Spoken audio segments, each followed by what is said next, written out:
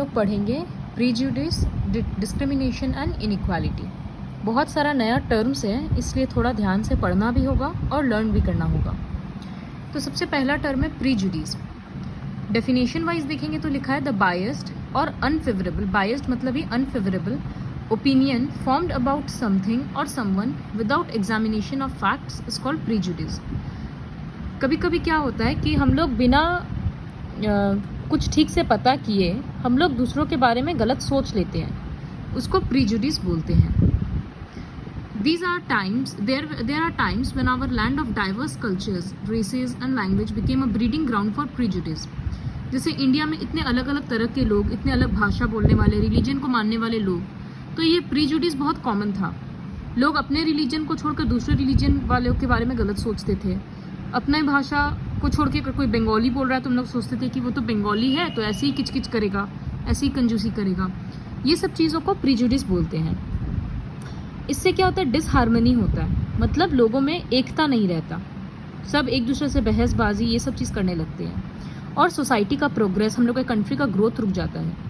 और India land of diversity है तो ये बहुत प्रॉब्लमेटिक बात है।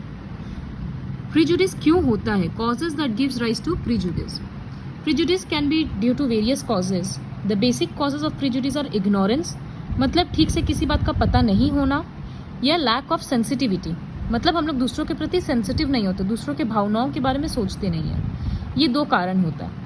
और भी काफ़ी अलग अलग कारण है, जैसे एक कारण है सोशल बायस, कि हम लोग अगर जैसे सोसाइटी में कोई हायर कास्ट में है, लोअर कास्ट में है, तो उन लोगों के बीच में प्रीजुडिस होना कॉमन है कि वो लोअर कास्ट का है, चोरी किया होगा, कोई खास बात नहीं है, इस तरह से लोग सोच लेते हैं। लड़का लड़की के बीच में, डॉटर्स और सन्स के बीच में कितने घरों में होता है ऐसे, तो वो हो गया सोशल बायस पे।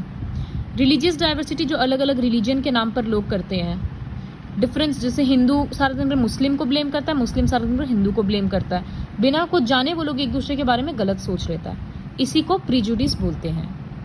Social distance between different groups of society, bans on entry to religious places, लोग कितने सारे होते हैं कि नीचे कास्ट का लोग ये मंदिर में नहीं जा सकता, कोई कोई मंदिर ऐसा है जिसमें वुमेन का एंट्री अलाउड नहीं है, तो ये सब गलत बात है। ये था कॉजेज ऑफ प्रीजुडिस। अब है कि प्रीजुडिस का असर क्या होता है, effects of prejudice. Prejudice leads to conflict among communities which constitutes a major threat to peace both within a nation and among nations. इससे लड़ाई झगड़ा होने का बहुत चांसेस रहता है। एक कंट्री में भी लड़ाई झगड़ा हो सकता है, 2 कंट्री या 3 कंट्री के बीच भी हो सकता है। सेकेंड पॉइंट है, prejudice can strengthen mistrust, suspicion and bitterness already prevailing in the society. Already लोगों में इतना नेगेटिविटी है एक दूसरे को लेकर, अभी हम लोग गलत सोच के और बढ़ा देते हैं, तो स्ट्रेंथ बढ़ाता है वो किस चीज़ का, गलत फहमी का, सस्पिशन का, जो डाउट करने का लोगों को है, कड़वाहट का, ये सब चीज़ और बढ़ जाता है। Prejudice can lead to racial arrogance, जो लोग अपर रेस के हो गए वो लोग अपने आप को ज़्यादा ही एरोगेंट समझने लगते, वो लोग एरोगेंट हो जाते हैं। Prejudice leads to disunity and disharmony, हम लोग ऑलरेडी समझ चुके हैं। As a stumbling block for unity and integration, already unity और इंटीग्रेशन हिलते डुलते ही रहता है, मतलब पूरा कंट्री कभी भी यूनाइटेड और एक नहीं होकर रहता है, कभी है कभी नहीं है, तो उस चक्कर में प्रीजुडिस और खतरा बन के ही सामने आता है।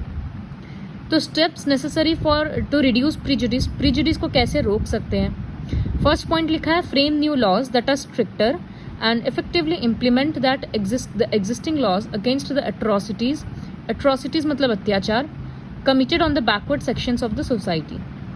जो backward section of the society पे अत्याचार हो रहा है उसके अगेंस्ट नया लॉज बनाना चाहिए, और जो ऑलरेडी पुराना लॉज है उसको स्ट्रिक्टली पालन करना चाहिए उसका। एडुकेशन के थ्रू हो सकता है, जब लोग पढ़ेंगे लिखेंगे, जब गरीब भी और बैकवर्ड क्लासेस भी बड़े बड़े ऑफिसेज में काम करेगा, तब लोग उन लोगों को इज्जत देना शुरू करेंगे। तो एडुकेशन से लोगों का दिमाग ओपन माइंडेड होते हैं लोग, और एक हेल्दी इन्वायरमेंट बनता है इससे काम करने के लिए। मीडिया से हम लोग बहुत ये करा सकते हैं, ऐड वगैरह से, न्यूज़पेपर में कुछ गलत है तो उसको न्यूज़पेपर में या टीवी में लाओ, ये सब चीज़ों से बहुत असर पड़ता है। बैकवर्ड क्लासेस का अपलिफ्टमेंट के लिए, उनका भलाई के लिए कुछ कुछ काम करना ज़्यादा ज़रूरी है, जैसे उनके लिए अलग स्कूल खोलना या इस तरह का बहुत कुछ किया जा सकता है। Conditioning is one of the reasons that perpetuates prejudice. Disconditioning should be undertaken by the Ministry of Information and broadcasting by employing people, popular public figures such as film stars to encourage an open-minded approach.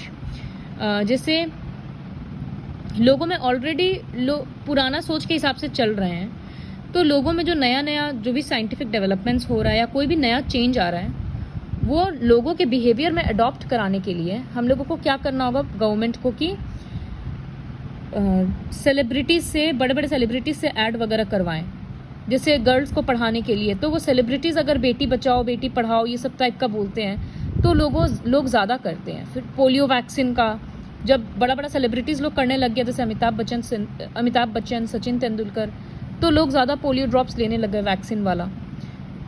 तो ये सब चीज़ों से awareness create होता है। तो ये सब कुछ था प्रीजुडिस के बारे में। नेक्स्ट है स्टीरियोटाइप।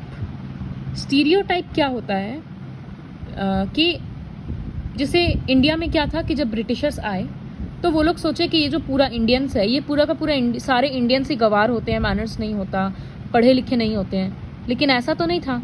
ठीक है, कुछ पढ़े लिखे नहीं थे, गंवार थे, लेकिन बहुत सारे तो पढ़े लिखे भी थे। तो ये होता है स्टीरियोटाइपिंग। हम लोग पूरे ग्रुप के बेसिस पे लोगों को जज कर देते हैं। तो इससे बहुत ये नेगेटिव बहुत होता है, पॉजिटिव और नेगेटिव दोनों होता है, लेकिन ज़्यादातर नेगेटिव ही होता है।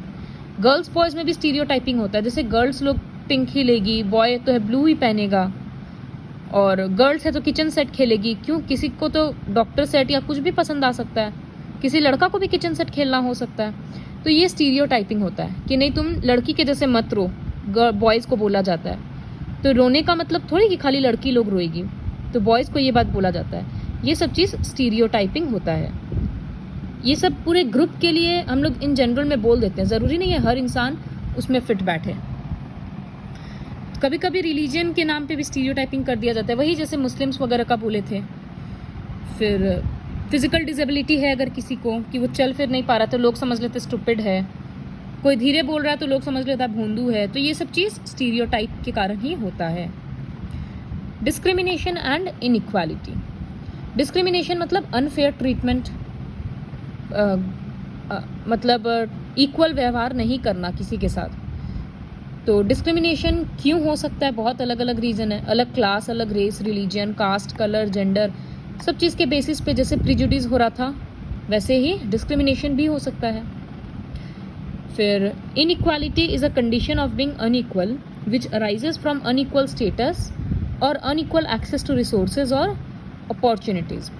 जैसे जो गरीब है उसको अच्छा एजुकेशन नहीं मिल रहा तो वो लाइफ में सक्सेसफुल, हर गरीब नहीं हो पा रहा, ये इनइक्वालिटी हुआ। हर लड़की पढ़ नहीं पा रही है हायर स्टडीज़ के लिए, ये इनइक्वालिटी हुआ।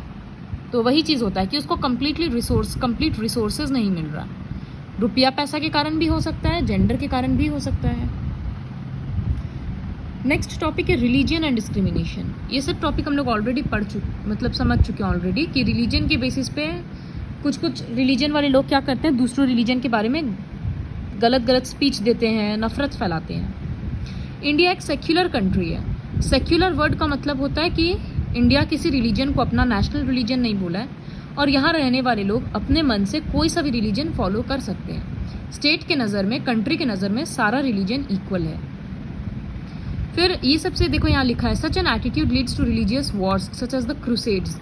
Crusades was a series of wars जो कि मिडिएवल पीरियड में हुआ था, रिलीजन के नाम पर लड़ाई।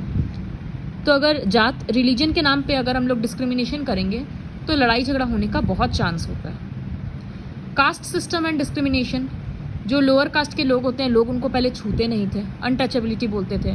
ये सब चीज़ अभी भी होता है इनफैक्ट, कि जो लोग रास्ता साफ वगैरह करते हैं, ड्रेन साफ करते हैं, वो सब माना जाता है दलित लोअर क्लास के हैं, तो उनको कोई जल्दी से टच नहीं करता। पब्लिक प्लेसेस पे जाने नहीं देता, पब्लिक कुआं से लोग पानी नहीं निकालने देता था। ये सब चीज़ होता है। तो लोग कास्ट के नाम पर भी डिस्क्रिमिनेट करते हैं। इंडिपेंडेंस के बाद से काफ़ी कुछ बदला है, लेकिन अभी भी कास्ट सिस्टम काफ़ी है।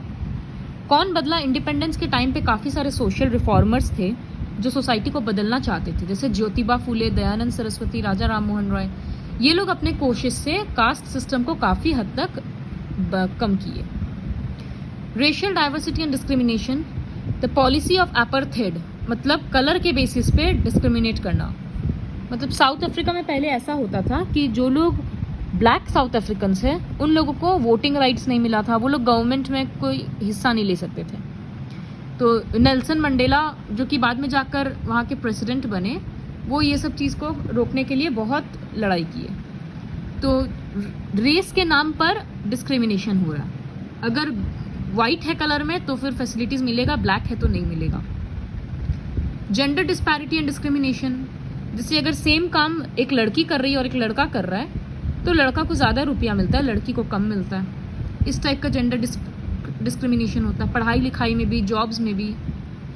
इकोनॉमिक इनइक्वालिटी एंड डिस्ट्रीब्यूशन, रुपया पैसा के तौर पे सब बराबर नहीं है, गरीब और गरीब होते जाता है, अमीर और अमीर होते जाता है। तो इनकम कम बेसी होने से भी बहुत डिस्क्रिमिनेशन होता है। स्ट्राइविंग फॉर इक्वालिटी, इंडिया जब इंडिपेंडेंट हुआ तो जो लोग कॉन्स्टिट्यूशन बना रहे थे उन लोगों को पता था कि इक्वालिटी का बहुत ज़रूरत है। तो when India became free in 1947, our leaders set out to prepare the constitution for independent India. They took to remove inequalities and discrimination of all kinds. वो लोग चाहते थे कि इंडिया से डिस्क्रिमिनेशन हटे, तो वो लोग बैकवर्ड क्लासेस को अपलिफ्ट करने के लिए उनको रिजर्वेशन देते थे, उनके लिए अलग स्कूल, उनको ज़्यादा फैसिलिटीज़ मिलता था ताकि वो लोग का भी डेवलपमेंट हो, उन लोगों का भी। B.R. अम्बेडकर ड्राफ्टिंग कमेटी के चेयरपर्सन थे। ड्राफ्टिंग कमेटी मतलब जो कॉन्स्टिट्यूशन ड्राफ्ट करा था, पूरा बना रहा था, उसके हेड थे ये B.R. अम्बेडकर। ये खुद बहुत सोशल डिस्क्रिमिनेशन से लड़ाई किए हैं, इनके बारे में तो अभी सीरियल आया तो शायद पता होगा। तो इक्वालिटी बहुत ज़रूरी है। तो गवर्नमेंट इक्वालिटी के लिए क्या करता है ये देखो। Our constitution recognises that India is a land of many languages, religions and cultures. India में अलग अलग भाषा बोलने वाले, अलग अलग जाति के, अलग अलग कल्चर के लोग हैं। तो यहाँ इक्वालिटी का और भी ज़्यादा ज़रूरत है। जस्ट बिकॉज लोगों को बोल देंगे कि तुम लोग को इक्वली बिहेव करना है, लोग नहीं करेंगे। तो बहुत सारा फंडामेंटल राइट्स दिया गया था। ये 6 फंडामेंटल राइट है। फंडामेंटल राइट मतलब ये हर एक सिटीजन का अधिकार होता है जिसको कोई नहीं छीन सकता है। राइट टू इक्वालिटी मतलब हर कोई लॉ के सामने इक्वल है। पैसा वाला भी अगर कोई क्राइम किया तो पनिशमेंट मिलेगा, गरीब भी अगर कोई जुर्म किया तो उसको भी मिलेगा।